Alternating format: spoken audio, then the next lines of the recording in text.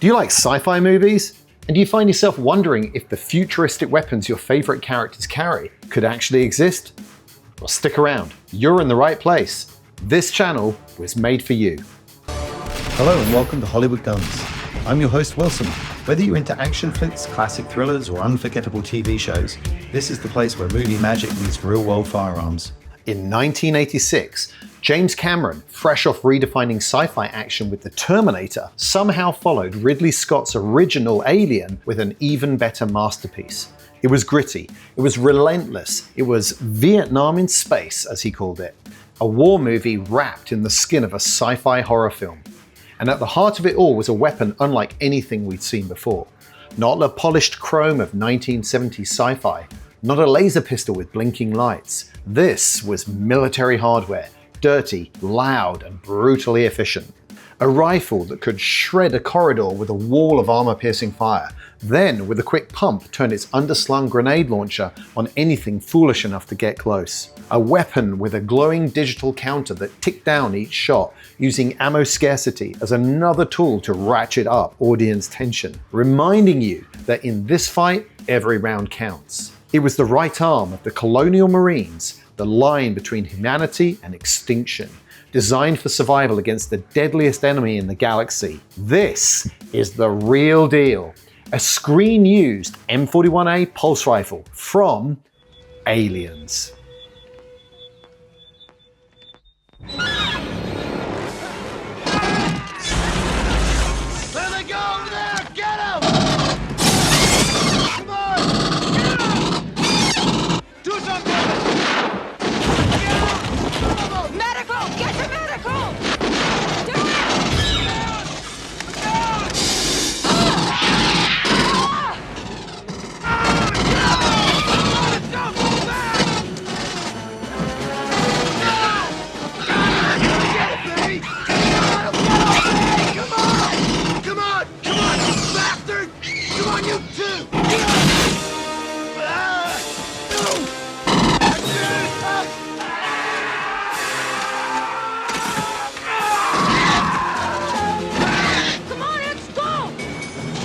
Today's episode comes to you from the Royal Armouries Museum in Leeds, United Kingdom. This world-class institution traces the story of warfare from the Middle Ages to the present day and holds one of the largest and most impressive collections of small arms and edged weapons anywhere in the world. If you're in England, it's absolutely worth a visit. And the best part, entry is completely free.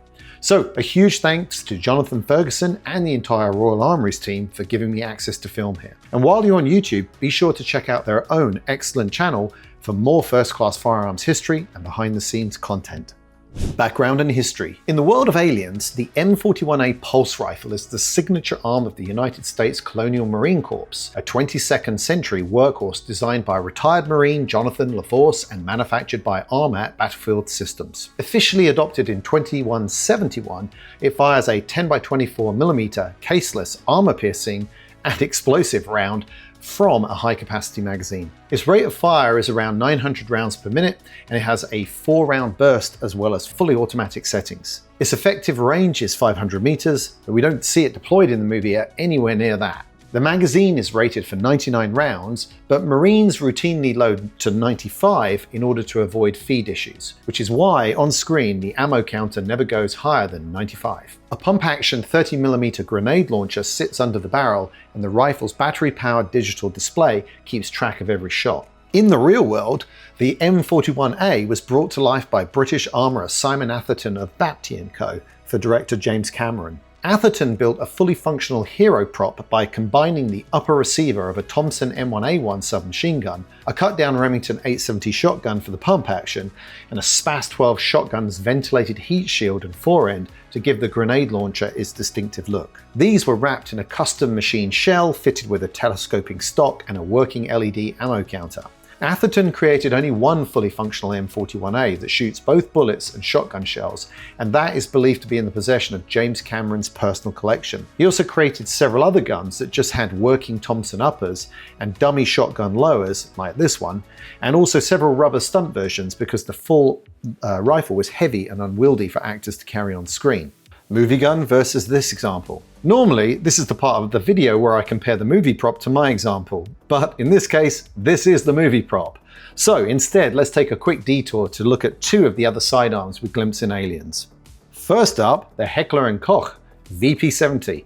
Hey, how did I do on the pronunciation this time? The Colonial Marines sidearm was chosen because in the mid-1980s, it looked like it had stepped right out of the future. And it wasn't just the looks, the VP70 was the first polymer frame pistol years before Glock's rise to fame. Then there's Vasquez's sidearm of choice, the Smith & Wesson Model 39. For reasons never explained in the film, she carries this instead of the issued VP70. Maybe it's personal preference, just like some of the real-world Special Forces operators today. And that brings us to the intermission. Back home from the Royal Armouries, here's my own Smith & Wesson Model 39. This is a very early no-dash example from 1960. I dressed it in faux ivory grips, thinking until very recently that this is what Vasquez was using in Aliens. Turns out, when the actual screen-used grips came out for sale, they were mother of pearl, so it looks like I'll be hunting for another set of grips on eBay. And as you know by now, most of my videos don't earn AdSense revenue, and it's almost entirely thanks to the sponsors of the channel that I can cover the cost of producing these videos. So I would like to thank Sonoran Desert Institute, an accredited distance learning school specializing in gunsmithing and the fast-growing field of commercial drones. Their courses cover major handgun platforms like the 1911 series, and all course materials shipped straight to your door so that you can learn at your own pace. For more information, visit sdi.edu or email the address in the pinned comment. And since we're talking about the Model 39, here is the double stack version of that pistol, the Model 59, that I found using my second sponsor, Guns International, who, as you know, thanks to the overlords of the channel, only make t-shirts and are definitely not the largest online marketplace for firearms. Quick bit of trivia for you. Can you name the incredibly popular 1970s TV show where one of the lead characters carried this sidearm for the entire series? Here is another clue. The other character carried a Colt Python. Let me know in the comments. And while I like supporting my local gun stores, their inventory, has some limits, and I can't always find the exact firearm that I am looking for or the best deals.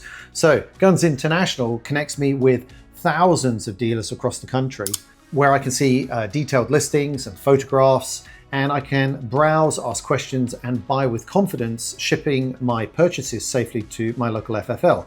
I'm sure you know how to find them. Just fire up your browser and type the name in the search box. And whilst we're talking of t-shirts, if you want to support the channel further, this of course is my Hollywood Guns official Terminator T800 t-shirt with the AMT hardball alongside on the front of it. And very soon, perhaps by the time you view this video, I will have my second t-shirt design finished on RoboCop. So you can find that in the Hollywood Guns channel store on YouTube or on my website, hollywoodguns.com. All right, let's get back to the videos. Believability of firearms portrayal.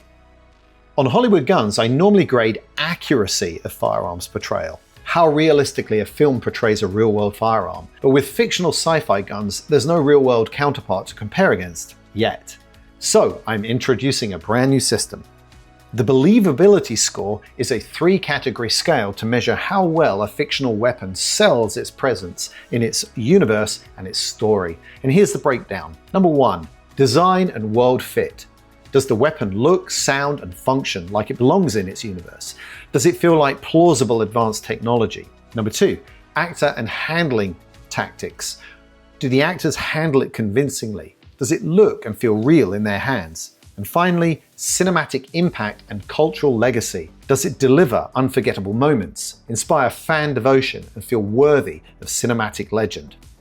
Design and world fit.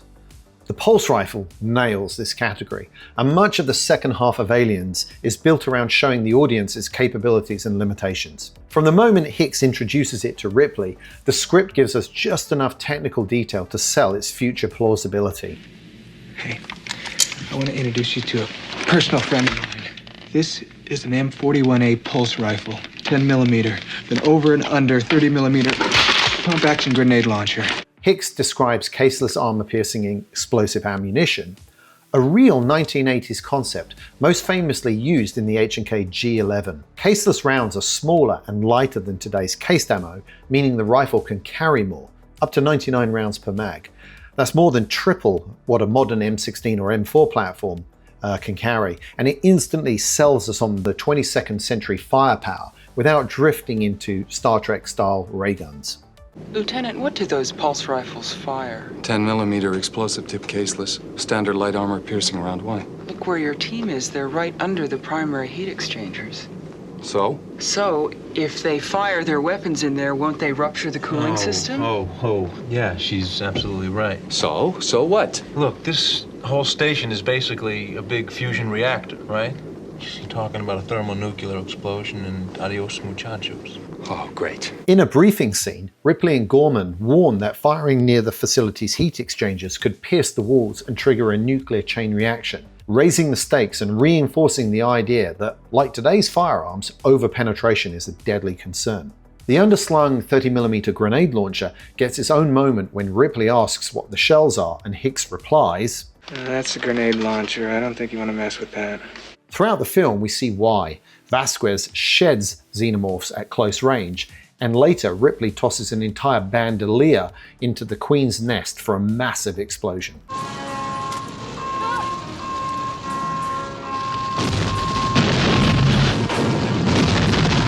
The pulse rifle's sound design sidesteps the ear-splitting bang of modern firearms, also implying linear technological development in the future. Instead, it delivers a distinctive rising and falling burst tone layered with subtle electronic whines from its pulse-driven action motors, rather than relying on purely gas or recoil systems of today's weapons. The result is aggressive without being deafening, which fits the tactical reality of fighting indoors without constant ear protection needs. It also gives the rifle a signature sonic fingerprint that fans recognize instantly. Visually, Simon Atherton's team built it from real-world firearms, a Thompson SMG, a Remington 870, and parts of the SPAS 12, giving it immediate weight and authenticity. It's the perfect Vietnam in space rifle. No chrome, no blinking lights, just what we might expect from practical future military hardware. Grade A. I say we grease this rat fuck son of a bitch right now. Actor handling and tactics. On screen, the pulse rifle looks pretty light compared to the original blank firing prop that I estimate is well over 20 pounds unloaded. Hicks has this line in the script. Feel the weight. But I don't think he's trying to say the gun is heavy. Look at how they are holding and maneuvering it easily. And in the Aliens fan universe, the M41A weighs just 5 kilograms loaded. That's about 11 pounds because it's made from titanium and other advanced lightweight materials. And this detail, once known, adds a lot of credibility to how the Marines and Ripley whip it around in fights.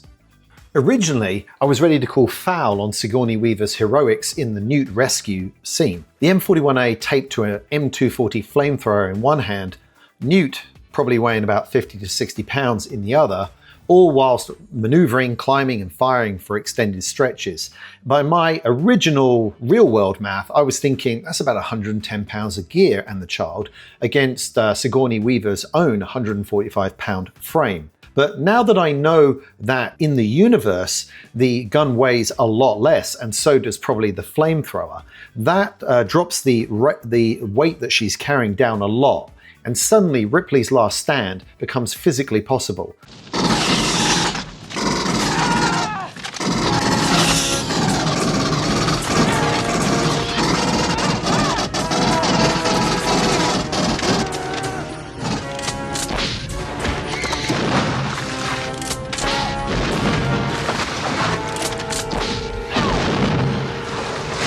Sigourney Weaver plays the role perfectly, and as such she was nominated for Best Actress Oscar. She slings or shoulders the rifle naturally, maintains good muzzle discipline, moves with intent and executes reloads believably. The Marines too, throughout the movie, sell the realism. They try to use controlled bursts, pump the shotgun, grenade launcher, keep eyes on the ammo counter, and even load mags to 95 rounds and not the full 99 to avoid jams. A subtle but convincing touch.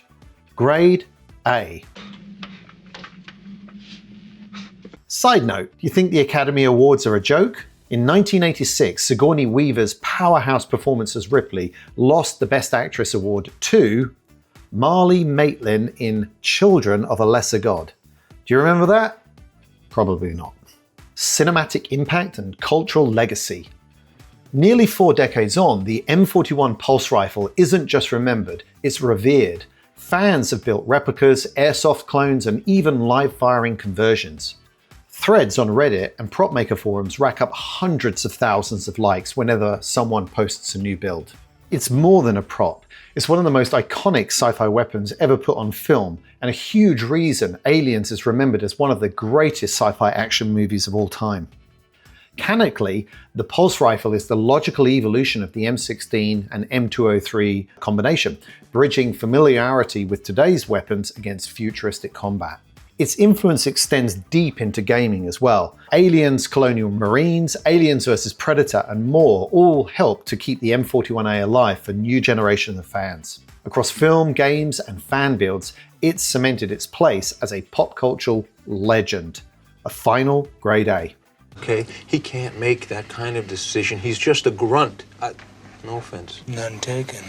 Overall grade for believability of Firearms Portrayal. You know what? It's an overall grade A, and it feels right that the very first entry into this new scoring system would be one of, if not the, most legendary movie gun ever filmed. The M41A Pulse Rifle, therefore, is going to set the bar that future guns in future episodes will have to clear. Hey, maybe you haven't been keeping up on current events, but we just got our asses kicked, pal.